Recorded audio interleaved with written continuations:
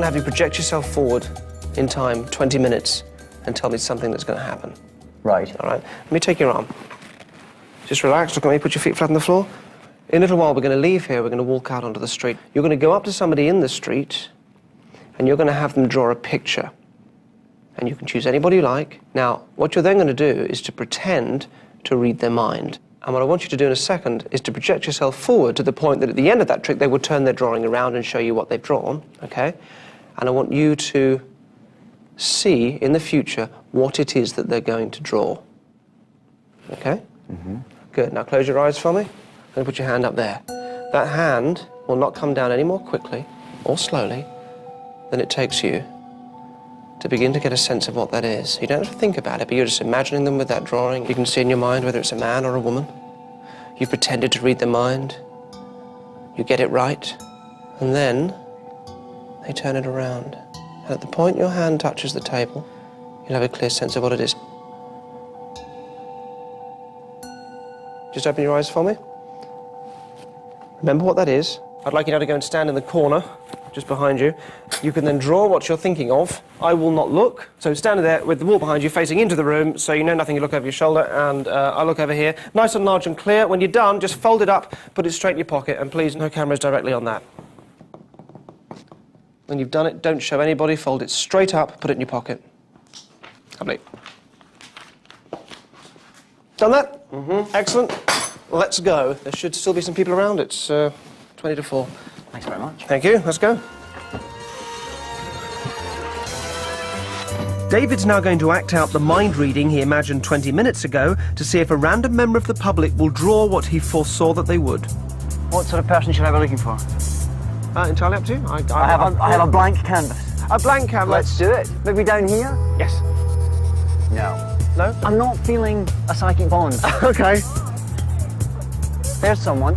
We're not rolling. Are we rolling? Excuse me. You don't have 5 minutes to let me try and read your mind, do you? I'd love you to. Would you? Yeah. Brilliant.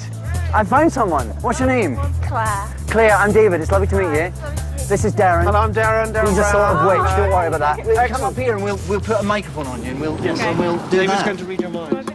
I'm going to stand you there facing David, okay. And David there facing Claire. Yeah, good. Now, this is very simple. I've been teaching David some of my mind-reading skills, and he is, in a moment, going to read your mind as you focus on a picture or an image or something. Now, I need you to start doing that now. All I'd say is, as you do it, make the image very clear, very bright, very vivid. Try not to change it and mess it around. If you happen to be thinking of like a house or a stick man, change it, think of something else. Now I'm going to ask you to draw this before we do anything. David, you obviously must look at what Claire draws. No, so just get a pen and paper. Nice and large and clear, please. David, look the other way. And you also, as you can't tell from the sound of the pen or anything. I can't hear anything. You can't even hear anything then. I can, I've got quite good at this.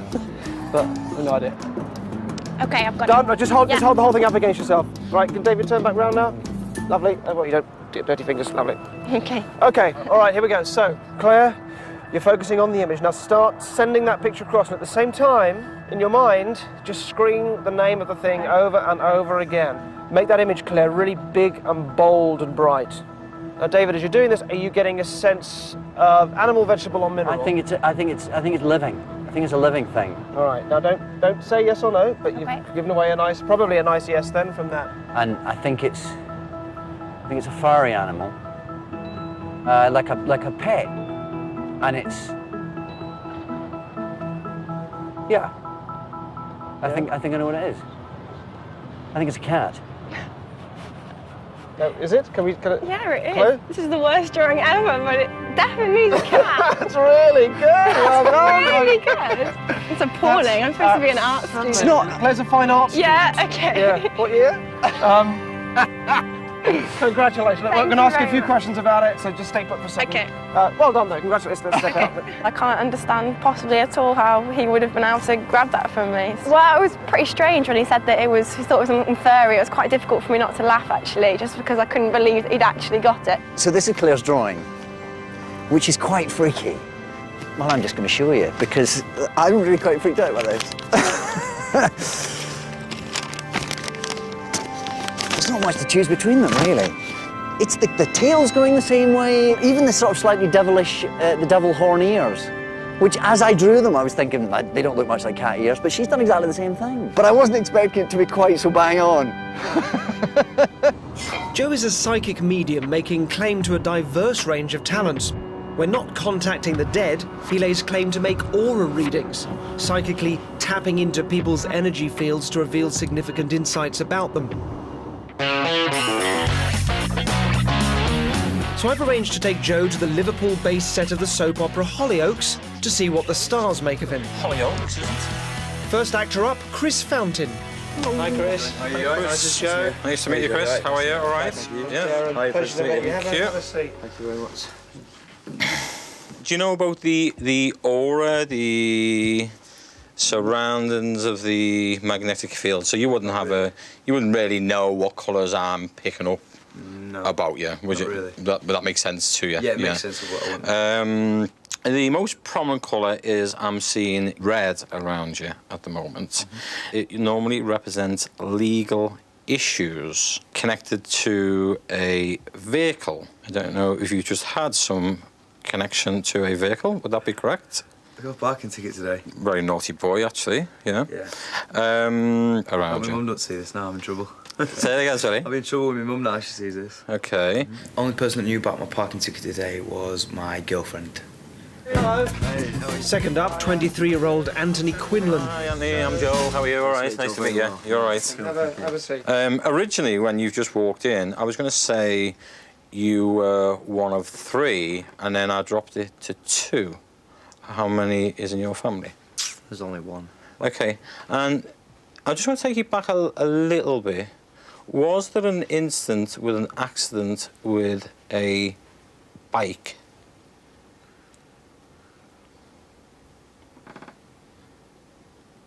I really can't think. Okay, if I took you back to around 14, I really can't think. okay, keep thinking for me. Okay, now I am aware of a lady coming through here, connected to a grandmother. Would there be 3 sisters? Yeah. Yes, because she is standing directly behind you now. Okay, and she wants to congratulate you on what you're doing at this present time. Okay, she's just disappeared and she's just gone. Thanks very much for speaking to me. Thank you. Thank you very much. How did you find that? Just amazing. Absolutely. That's the only thing I wanted to hear you say. That's the only thing I wanted to hear you say. She was there for you. That's mental. That is mental. I'm absolutely shattered. It's been suggested that I try the next one. Come on, Derren. Okay. Time for a spot of non-psychic mind reading. And my sitter is the instantly arresting Claire Cooper. How are you? Nice All to meet you. right. I'm good, Nice thank to meet you. you. Look amazing. Thank you. Okay, so one of the reasons why I've avoided pretending to be psychic during my career is that I sort of find it a bit embarrassing and a bit excruciating telling people how they should be or what's going to happen to them, because I think all those things are not helpful to tell people. So I'm just to give myself permission to do this, because otherwise I'll feel bad. But anyway, what I see in you is a soft centre with a very hard armour shell on the outside. Does that make any sense to you, first of all? Yeah. Yeah? OK. Relationship-wise, as I'm saying this, you're thinking back to a recent relationship that I think was troubled and was difficult and was lovely, but when it ended, there was a lot of heartbreak at the end. We went on holiday with this guy, and it was a lovely time, but it didn't solve what this thing was. Does that make sense? Yeah. Is it the Maldives? Yes. Yes. It Lovely. was. Never been there, but it's that image I got of pockets of sand and lots of water. Yeah. It was the only image I have of it. You move on from that. You wouldn't have dogs. You'd have cats. Yes. And they would be, I think, quite nice pedigree cats. I think you'd probably go for a sort of bluey, silvery, those sorts of things. I don't know much about. I'm a dog person, but does that connect? Yes, it does, yeah. Okay. Then that's all. I think that's all I can say. Thank you. Can you tell me your thoughts on that? We've been asking people afterwards what. Yeah, it was really, really good. Was it? Yeah, really impressed. I've got 2 British blue cats. That's really amazing you picked up on that, especially the colour.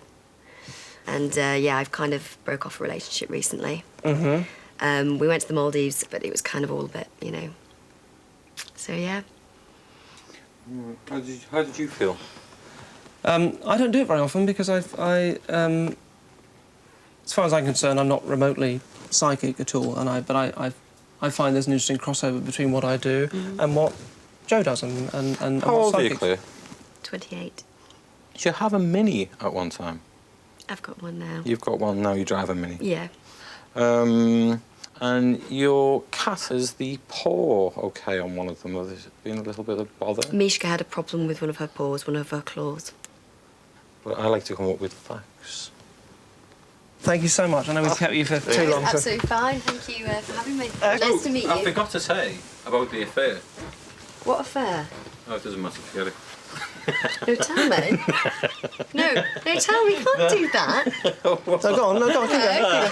Keep going. We'll leave that for another time. No, don't leave You it. just keep travelling in your Mini. So it's basically, I could have just been picking that up from the Auric field, which it's stored within the magnetic field, and I wouldn't be a person that would leave you in limbo thinking you were, you know, something was going on. No, but you were, because you were just going to say, don't think about the affair, and then you're going to let it go. Because you were putting me on the spot, Darren. No, you said that yourself, and you were going to leave her in limbo on that. So. No, I wasn't. As long as you got your hits, but that was quite a nasty thing to say. It's not hits, it's well, no, but facts. it is, because it's facts. As soon as I say that, you bring it back to, but I was quite good, wasn't I? It's facts. But thank you again. Sorry to Pleasure. put you through all that. It's all right. Excellent. Thank you very much. Nice to meet you. Thank and you. And you too. Mwah. Bye. Goodbye. Bye-bye, Claire. Bye. By observing you today, there is no doubt is that you are not working on a psychic level. She's going to go away from that. She could have gone away from that, believing I was psychic. I think if I'd have told her I was psychic, she'd have believed that. And I could have given her some advice. I could have framed it in terms of a spirit telling me these things, you know, a grandmother telling me these things, rather than me sort of being a bit more honest about how I was getting it. The difference between me and you, I come up with facts. Just shows that every psychic's different and they work very, very differently. And I think Derren is psychic. I think he is. There's an old and obscure psychic feat of apparently seeing with your fingertips, and a few people even to this day do claim to have this ability. I can certainly achieve the same results, but through methods I don't believe to be psychic. Well, thank you very much for coming along to this vintage eyeglass emporium. Now, you may or may not know that I'm a huge fan of the whole area of Victorian charlatanism. There was a girl from that period, a 15-year-old girl called Lillian Keeble, flaming red hair. She toured the houses of rich people with a parlour act, which she called dexterous vision. And what Keeble claimed was that she could see through the fingertips, these two fingertips here of her right hand. Now, I'm a huge fan of her, and I've dug and dug for information on her. She's not that well known about, and sort of come up with bits and pieces that allow me to piece together what her methods may have been. This is why I've asked you here. So, the first thing that she would do in her act was as follows. Can I maybe try this with you, Michael? Can I just swap places with Michelle? I'll ask you to come around here. All right. Now, she would ask somebody to write down a sentence or a phrase. Now, this is entirely up to you what you write, OK? I'm going to get you to write it down on this piece of card. If you take those for me. Now, obviously, it's very important I don't see what you write, so wait till I've turned away. But anything you like, a phrase or a short sentence. I'll face away while I do it. Don't let anyone see. Tell me when you're done. Yeah. OK, and just hold the card like that between your hands like this so I can turn around safely and not see it. Sure. Is that safe? Yep. Yeah. OK, great. Michelle, can I bring you back round here again, this side? If you come and stand here. Now, your point of view here, Michelle, is just to make sure that I'm not going to cheat or turn and look. So you're essentially going to hold my gaze. All right, so you know I'm not going to look away. All right. Now, Michael, what I want you to do is to hold the card, so the card is flat, but writing side down. Yeah. And if you come around here just a little bit so that I can put my hand... All right.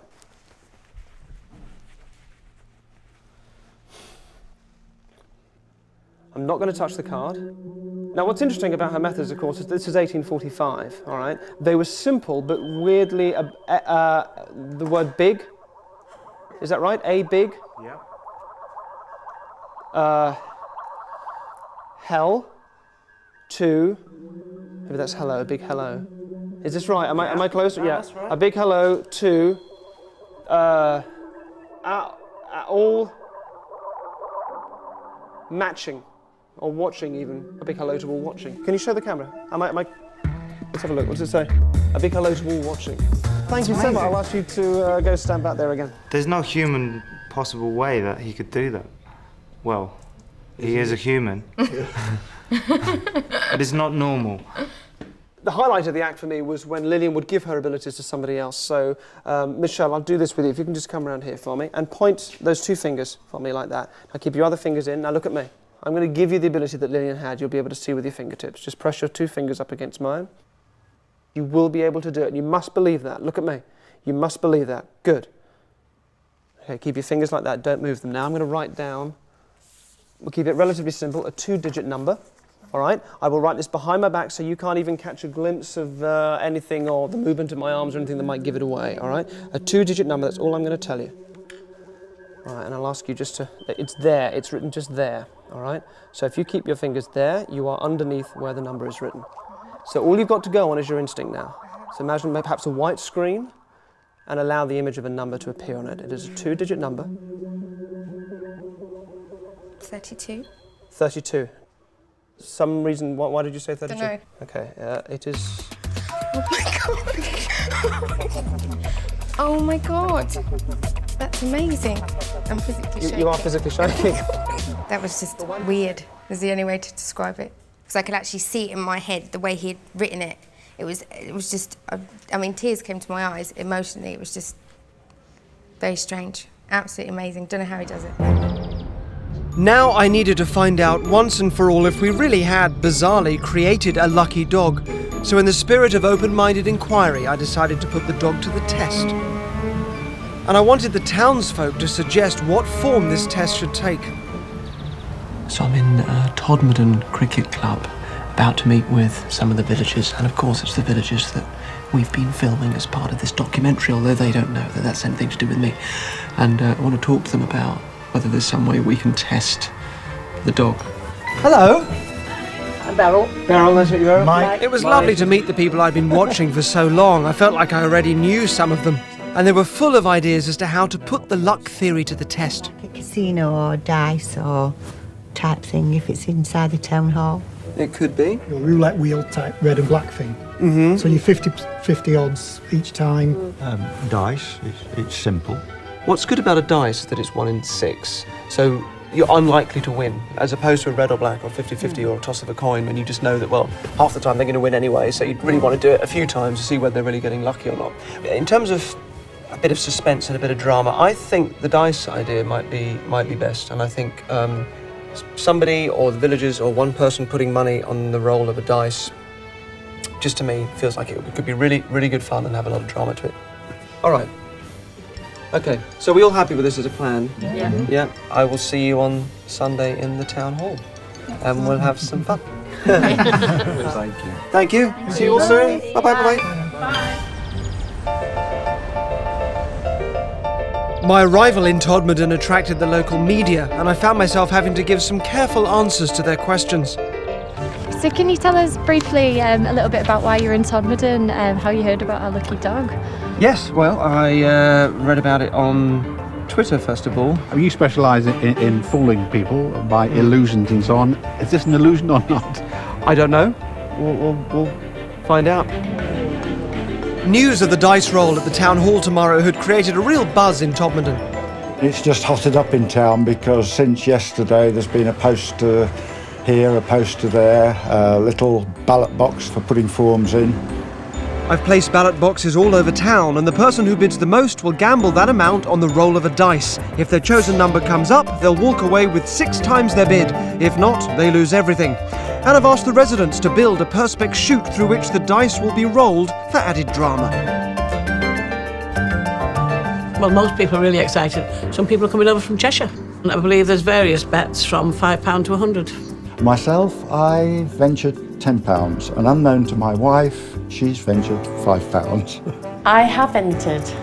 Well, actually, I put £500 on it. And all the regulars are very excited about it. We're quite busy down there. Everybody intends to be there.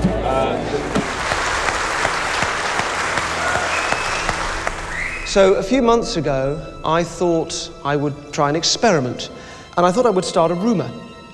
I would start a rumour, like those rumours of miracle weeping statues and those kind of things that you hear about, and healing springs. I thought I'd start something like that, but a positive one, you know, a nice one.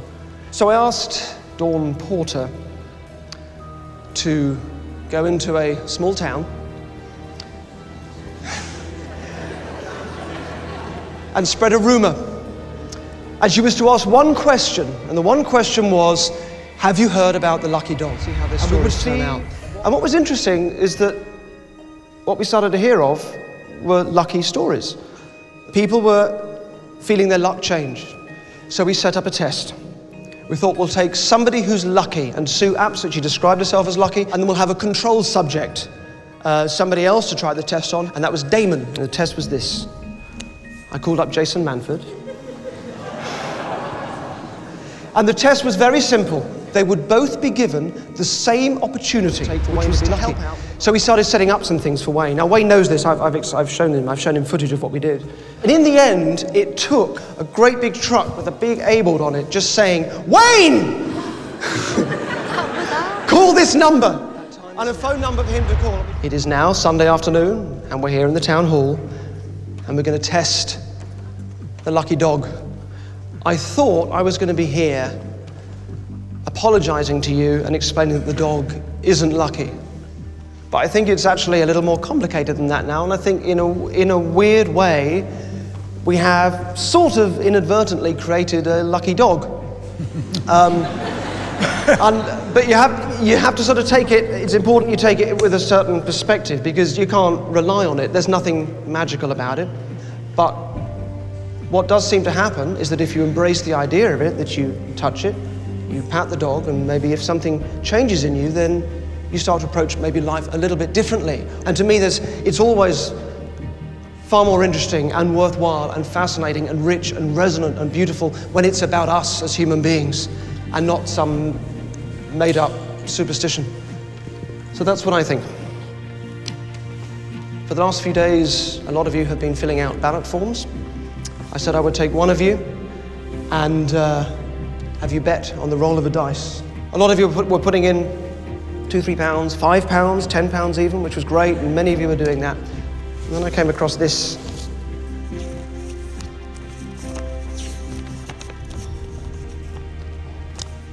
£1,000. After the £1,000 are the words, "my life savings."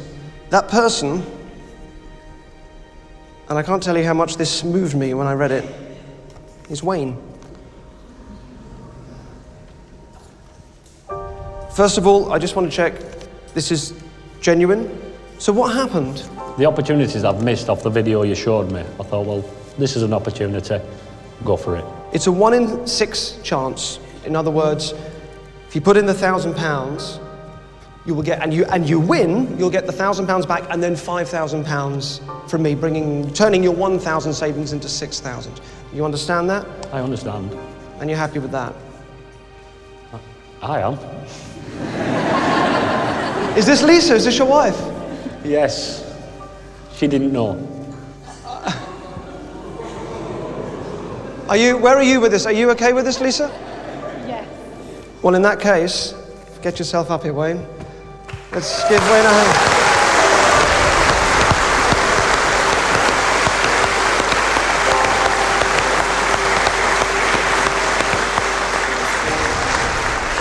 Can I see the money, please? It's £1,000. Okay. If you lose, if your number doesn't come up, I'm not going to keep this myself. It'll be split between 2 charities that I support: the National Parrot Zoo up in Skegness and and the Green Room Project, which is a project in London getting troubled kids back to school. Those are 2 charities that I'm the patron of. On the 1 in 6 chance that your number comes up, this is £5,000, which will be added to your 1,000, making 6,000 in total. That's the money. Now Mike has the dice. It's come from Mike's toy shop museum. He's provided the dice himself. Thank you very much. Do you have it on you? Excellent. Thank you very much indeed. There you go, Wayne. Good luck, Wayne. Come over here for me. We now need the lucky number. So I'm not going to choose that myself. I would like you to do that for us. So if you can all think of a number between 1 and 6, and then we're going to take a vote. Put your hands up if you thought of number 1. Hardly any of you. Put your hands up if you thought of number 2. A few more. Number 3. A few more. Number 4. Wow. Okay. Right. Okay, can we beat that? Number 5. 6. The audience has spoken. You happy to go with number 4? Number 4's there. All right. The number 4 is our lucky number. We now reveal to you, as assembled this morning by some residents of Todmorden, the Lucky Dog Dice Shoot.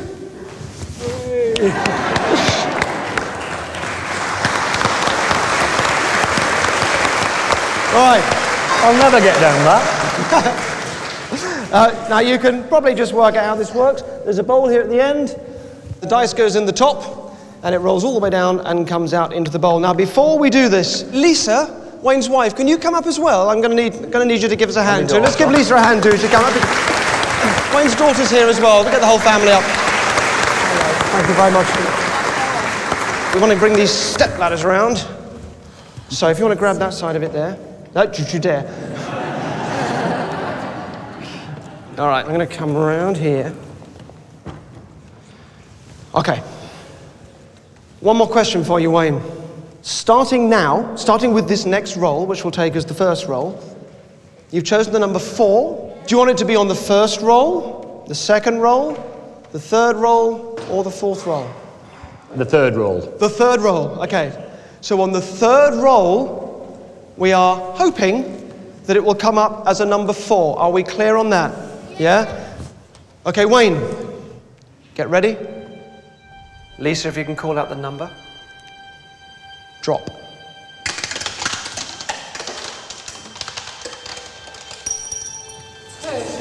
That's a 2. Pass it back across. This is the second of 3 rolls. Ready? Drop.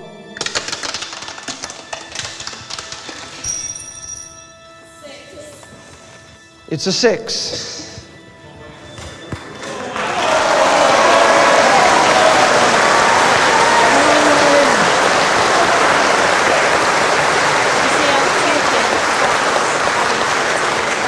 Now, Wayne, what you've done here today is stood up in front of the town and taken what I'm guessing is probably the most nerve-wracking opportunity and probably the biggest risk you've taken in your life, or pretty much way up there, yes? Oh, it's one of the biggest. A few weeks ago, you wouldn't have done this, and the fact that you've made this change, that's what's important, regardless of what happens down here. True. All right? Okay. Then with that in mind, with your life savings on the roll of this dice, and we want to 4. In fact, let's have a countdown. Ready? 5, 4, 3, 2, 1, 0, drop!